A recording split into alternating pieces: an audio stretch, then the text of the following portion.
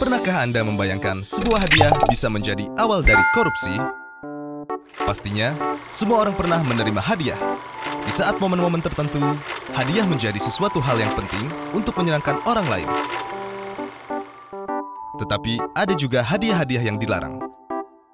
Sekarang, mari kita lihat. Definisi gratifikasi.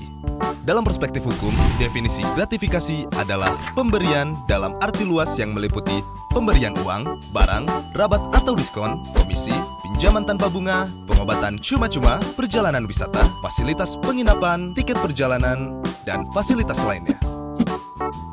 Gratifikasi tersebut baik yang diterima di dalam negeri maupun di luar negeri, dan yang dilakukan dengan menggunakan sarana elektronik atau tanpa sarana elektronik. Semua pemberian ini dikatakan gratifikasi jika penerimanya adalah pegawai negeri atau penyelenggara negara. Bagaimana gratifikasi ini menjadi awal dari korupsi? Pegawai negeri atau penyelenggara negara terkadang menerima pemberian atau hadiah dari rekanan, teman, kenalan yang terdapat konflik kepentingan, baik pada saat pelayanan, terhadap kepentingan publik, ataupun karena melihat kedudukan atau kewenangan yang melekat pada jabatan. Untuk itulah, diatur peraturan terkait gratifikasi. Aturan terkait gratifikasi diatur dalam pasal 12B besar dan 12C besar, Undang-Undang Nomor 20 Tahun 2001. Pasal gratifikasi berfungsi untuk mencegah pegawai negeri atau penyelenggara negara menerima gratifikasi yang dianggap suap.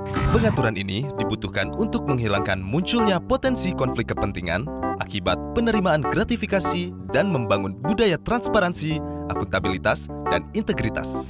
Mungkin kita sebagai masyarakat juga belum memahami apa saja unsur-unsur pasal gratifikasi. Lalu, apa sajakah unsur yang terdapat dalam pasal 12B besar dan 12C besar?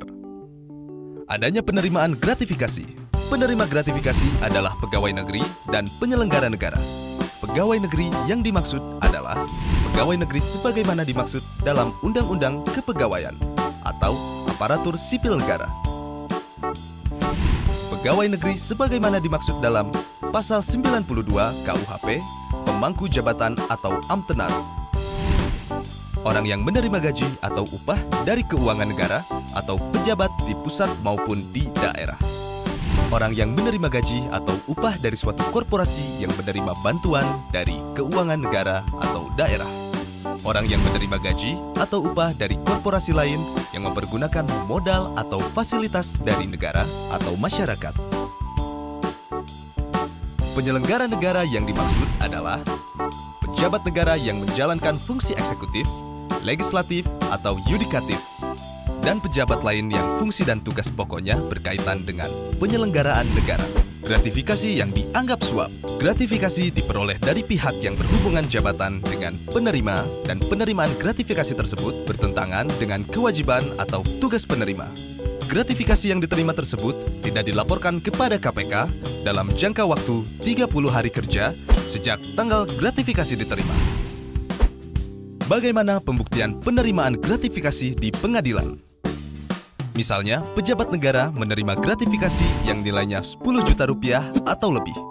Maka, pembuktian gratifikasi tersebut bukan merupakan suap dilakukan oleh penerima gratifikasi.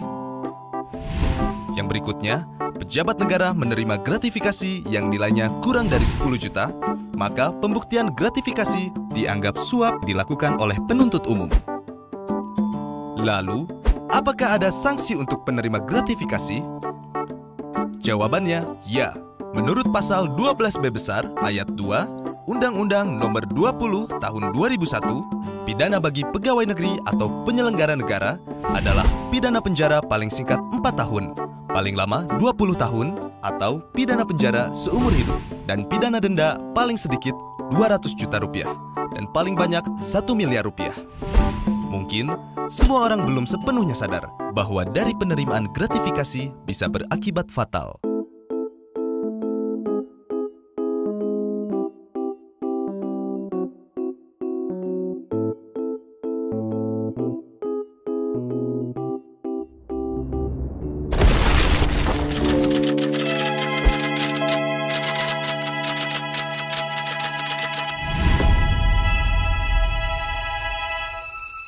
Yuk tolak gratifikasi ilegal. Berani tolak, hebat. Laporkan penerimaan gratifikasi melalui go.kpk.go.id.